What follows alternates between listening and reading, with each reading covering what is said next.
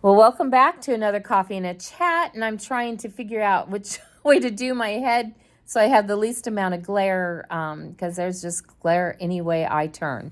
I can't help it. And I'm a little bit on location today in the house because even though I'm the only one in the house, we've got a furnace clicking on and off. We've got puppies that are getting bigger, and I'll try to. Today they're 2 weeks old, so I'll try to post their 2 week video for those that are trying to follow the puppies. And their eyes are open and they're so cute. And let's see. Anyway, there's noise going on in the house, even though I'm the only human being. At least I hope I'm the only human being. I'm supposed to be the only human being in here. Um, so I've had to try to find a place that it's the least amount of noise of, because competing with puppies crying is getting to be a bigger competition, and dogs barking and, and furnaces clicking on and off. I mean, if it goes on, you're probably still going to hear it, if it clicks, but I think it's not quite as loud here. So there's all the explanation of why I am where I'm at. So that took a minute and 13, 14, 15 seconds.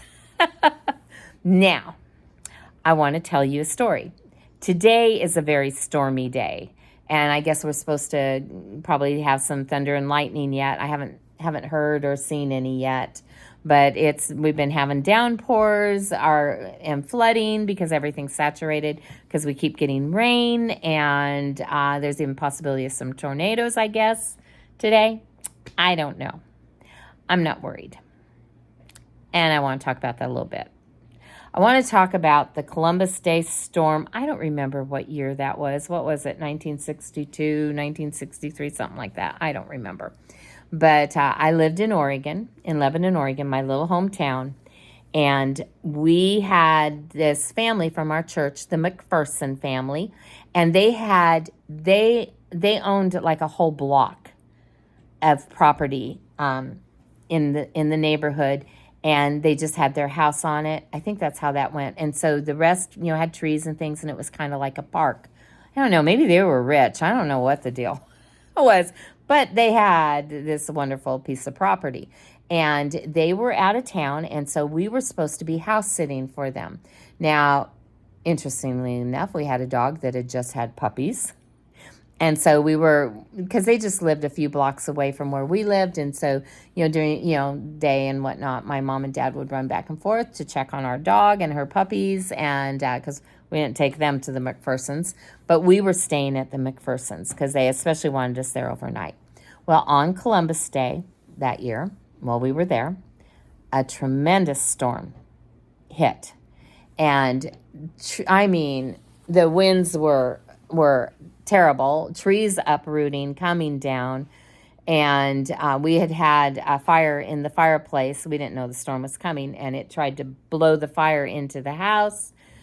So we've got my mom throwing water on the fire in the fireplace, my dad and my older brother outside trying to tie trees down with cables and ropes, and it was mass chaos.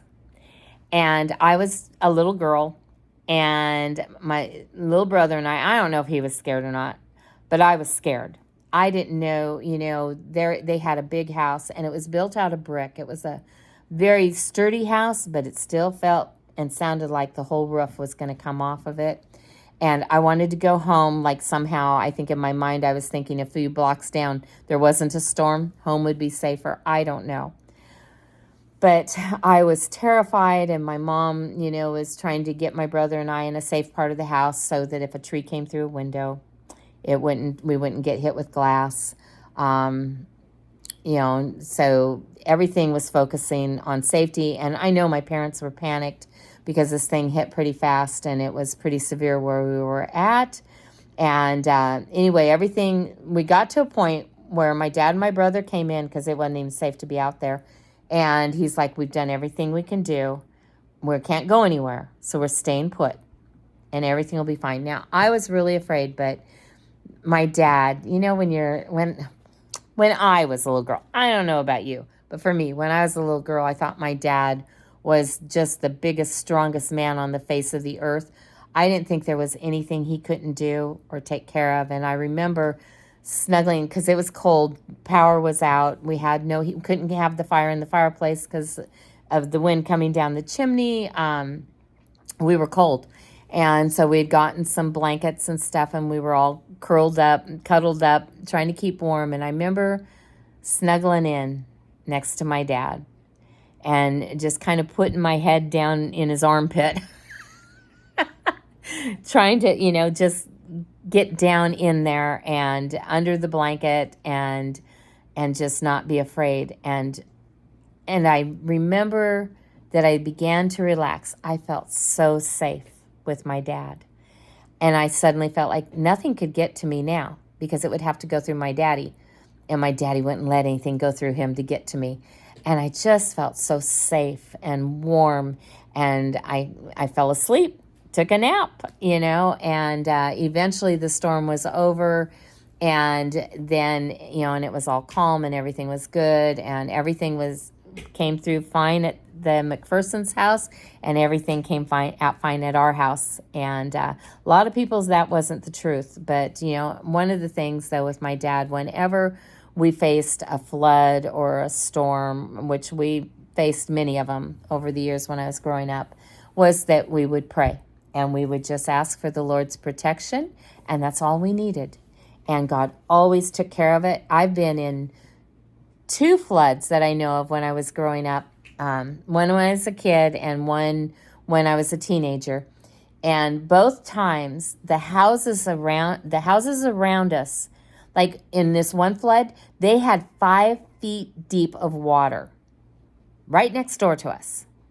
And yet the water ran around our property. We weren't on a hill. We were at the same level. Can't explain it. But I used to say my dad was blessed from floods not taking us out. And my mom had the blessing of fires not taking us out, because we had more than once a house catch on fire, and, and my mom pray, and boom, it was taken care of. And, fire went out and God protected us. And my dad with the floods, the water never came in, never even came up on our property. And in this storm, we came through, even though the people around us maybe had, some of them, very severe damage. But the home we were staying in, house sitting, and then our home, they were fine. And my dad would just pray very simple prayers, asking the Lord to protect us, and keep us safe, and to protect our property and everything. And God did. And so I think that, I would sense that peace and that calm that my dad had in his heavenly Father. And that gave me a peace and a calm, being there snuggled in with my earthly father and aware of my heavenly Father. So I just kind of wanted to share that with you today because, this storm, out here, it's been pretty intense a couple of times with the rain. And like I said, they say, later on, as the day goes on, we might have some even greater things. And I think it's supposed to be done tomorrow. I hope. It started yesterday. But in the meantime, I've also been thinking, because there's a lot of wacky stuff going on around us in this world, I've told you, it's gone crazy. It's flipped upside down, and I don't know what we're supposed to do, because what are you going to do about it? We've got the Francis Scott Key Bridge that was hit. That's a few hours away from where we live. And, that happened. I saw down in the Florida Keys, the fish are just swimming in circles and dying, and they don't know why. They're coming up with some theories, but I don't think they really know why still. We've got, what else? Found more stuff that now this is just, I'm not trying to get nothing worked up here, but I got some lettuce the other day, and I forgot about it, and it stayed in my fridge. And a week later, I found the lettuce, but it still looked fresh, and it was still crisp. And that's weird. And so I got the lettuce out, and I was washing it, and there was this thin film stuff that was peeling off the lettuce, almost like a plastic coating. I don't know. It was weird. And then I've noticed that on some other things that I've had. And so, today I saw a guy talking about this, some spray that they're putting on a lot of our produce, fruits and vegetables, and it puts a coating on it, and then it is supposed to extend its shelf life for some things like up to a month, and so that they can make produce stay better on the shelves at the store. Well, okay, that would explain what I found. I mean, because I've been trying, what was that, and so I know there's that. We've got all the other stuff in our food, the GMOs and the bioengineered, and if you want to eat that stuff, you go right ahead, you knock yourself up, have a big old buffet table of it. I don't care, that's you. I don't want to eat it. I pray over my food and I ask God, if this has been altered, please put it back the way you intended it to be. I don't want to put all this other stuff in my body. I don't want to put chemicals in my body. That's me. I don't want to do it. So, and yet it's like there's a lot of stuff in our food and we don't even know it. There's even more stuff, but we won't keep going with that. And, and that only gives me anxiety because I didn't grow enough food last year to, I wasn't able to get enough out of my garden to make the whole year until, putting stuff on the shelves. So I'm about out. I've only got a few cans of things I put up last year, jars, and then I'll be out of last year's food. And we're, don't have food to harvest yet. And then the weather is so crazy. We're down in the 50s right now, and here in a couple of days, we're supposed to be in the 80s. Man, our trees are confused. They've started to bloom and, way too early and put out, all their little spring things while it was still technically winter. Then, because it got warm, now we went back into it. We went into some really cold. We even had some freezes, and then the trees have kind of stopped. Some of them look like they're dying, like they just dropped everything. I don't know what's going to happen. I don't know what a garden is going to be like this year because they're thinking, what they're saying in the forecasts of what they think to expect this summer is very unstable. We'll just say that. It's very unstable, up and down. I told Marvin, because when the season comes to an end and we're done with, running our wood stove and the firewood, then, we clean all that out and we clean up for summer and, and there's no wood up at the house or around here or anything. And I told him this year, maybe we don't need to move the wood out. Maybe we need to go ahead and keep some wood in here because I don't know, it might be below freezing in July. I don't know. It's so crazy. But with all these things that are going on around us and all the stuff that's happening, every time I have to go to the store or get gas or whatever, the prices are going up. They raised our taxes. Then they tried to raise them again, but what they voted on was turned down, so that didn't go through. But it's just like, there's just more and more. In one of my comments, somebody left a comment that I believe her name was Sandra, or I can't remember. Anyway, that she's 59 and she's going to be homeless now and asking for prayer. And we all need to be praying, not just for Sandra, but for each other. Because especially if you're over 60, I saw some statistics the other day that the highest demographic age-wise of people going homeless now are people over 55, I think is what it said.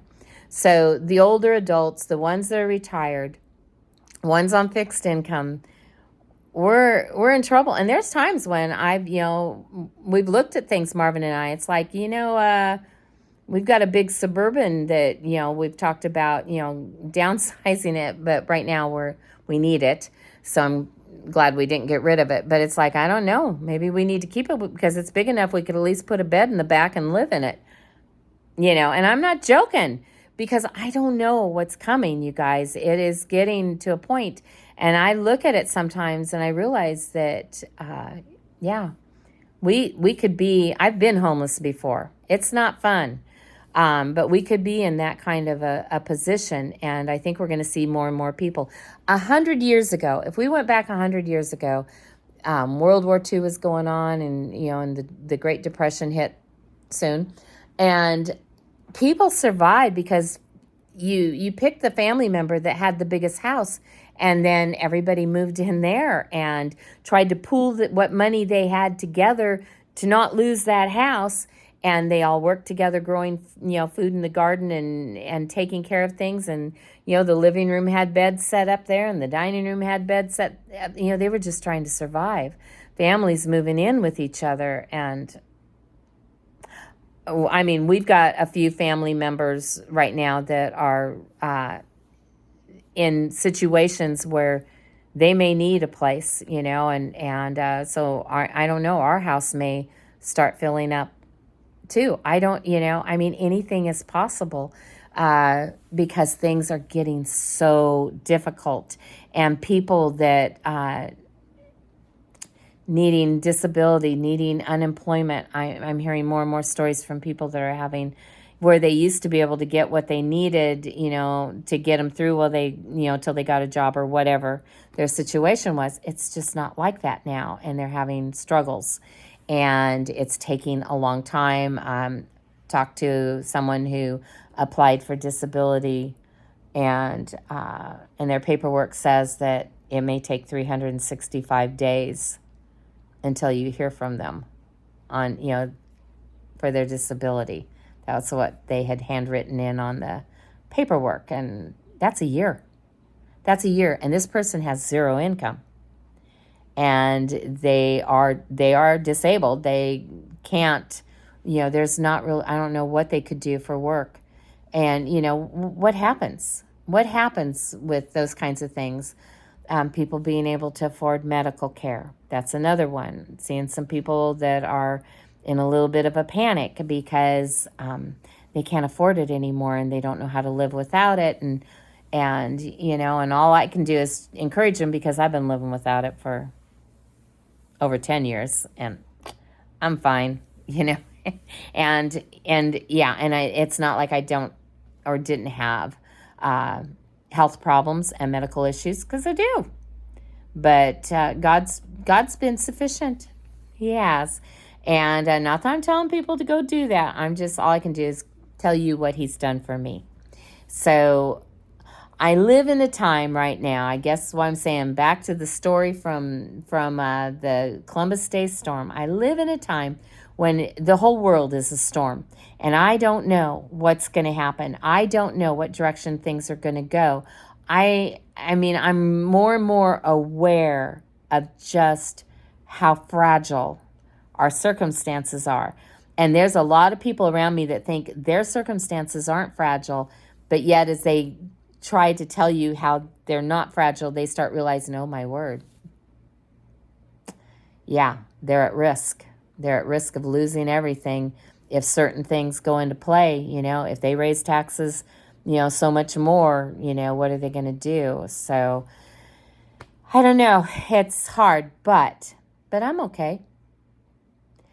And the reason I'm okay, even though some other people aren't, is because my Heavenly Father is right there, and I'm snuggled up next to him, and I know that there's nothing that he's not big enough to take care of. There's nothing that's going to surprise him, and that he loves me, and if something wants to get at me, even the storm, whatever may be going on, it's got to go through him. And he's got me. And that gives me peace. So I don't know where you're at with God, but if you know him, you know what I'm talking about. If you're snuggled up to him, I know you're like going, yeah, I know I'm right on the other side of him. I can see you. We're all there. But if you're not, let me tell you, I've told people for years, you need Jesus. But when I tell you now, I mean you need Jesus.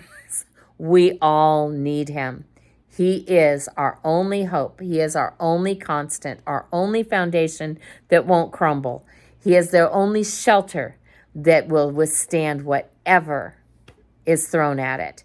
He's the only one that can take care of us and get us through.